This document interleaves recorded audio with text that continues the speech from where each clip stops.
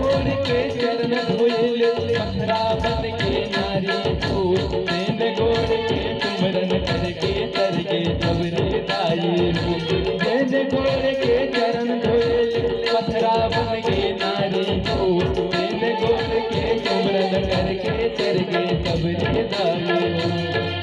ओ पैया लागा हो ओ पैया लागा हो लागा हो लागा लागा कर पैया राम पैया लागा हो लागा कर ओ पैया लागा हो ओ पैया लागा हो ओ पैया लागा हो लागा हो लागा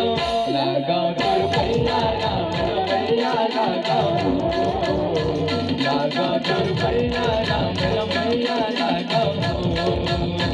लागा कर पैया राम पैया लागा हो लागा कर पैया राम पैया लागा हो लागा कर पैया राम पैया लागा हो लागा कर पैया राम पैया लागा हो।